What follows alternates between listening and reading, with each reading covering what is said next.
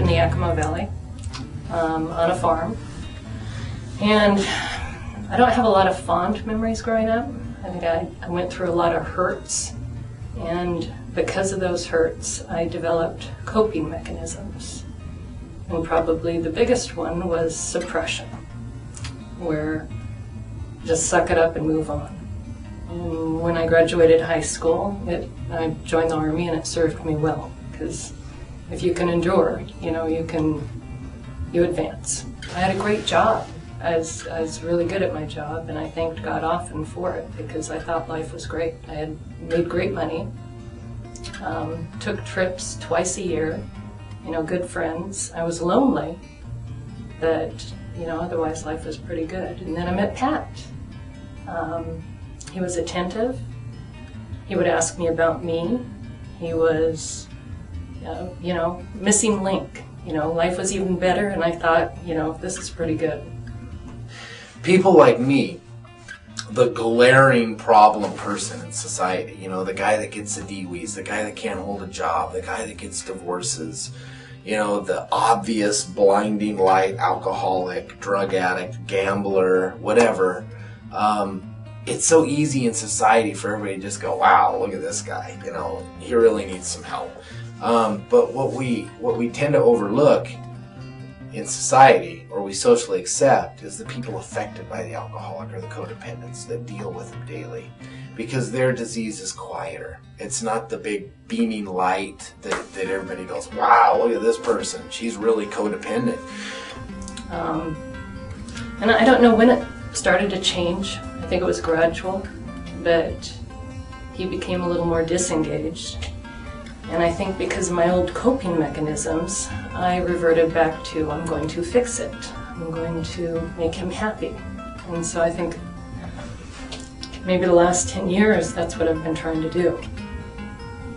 They're always in the background, fixing everything and taking care of everything around the destructive tornado of the blinding light alcoholic. And what happens to this person is that all their other life's needs get put way on the back shelf. They don't count. Everything they need and everything that they could use in life doesn't happen, because that alcoholic takes every bit of their life and their energy.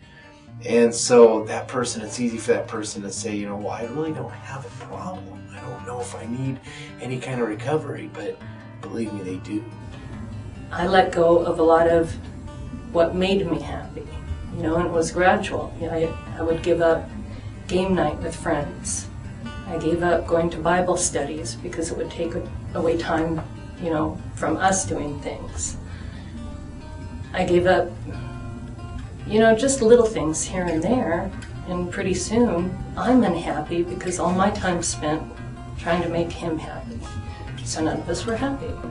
I think for everybody, we need to come to a place where we can ask for help from somebody else, at least just a listening ear, at least just somebody, in the faith community, we're going to church. Is that enough? Really, is that enough? A lot of people have memories of when they just, I'm turning my life over to God.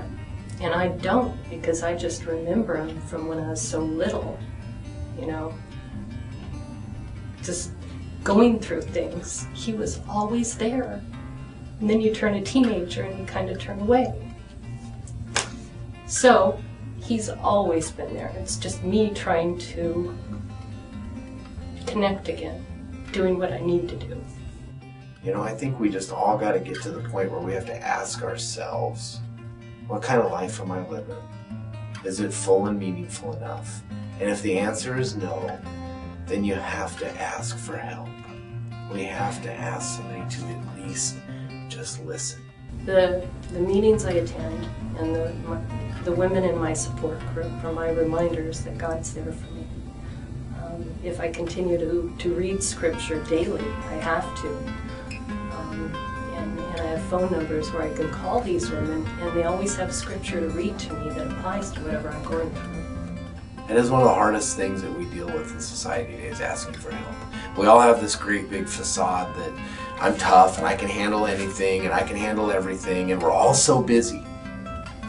To live a Christian life, we have to be there for one another. You know, we have to hold each other up. We have to hold each other accountable. Today in recovery, not only are people a part of my life as I go to meetings and I derive from others who are stronger for me, and God speaks to me through other people, and I go, oh man, that's what I needed to hear tonight. Or I read and somebody shares, and we all share together because there's healing in community, just like it says in James. The importance of having the relationships I have with these women is probably essential in my recovery. I don't think I could go through. I wouldn't do it. They're accountability partners. You know, you need an accountability partner to help you get through the rough times, or you're just going to float back to whatever coping mechanisms you used to do. You know, when I can get up in the morning and know that there's disarray in my job, or there's disarray at times in my family, but yet I'm not in charge of it all. You know, I can do my part and I can walk my steps. And no matter what, I guess no matter how bad the storm is around me, if I have serenity and peace and wholeness inside, that to me is the ultimate presence of God in my life today.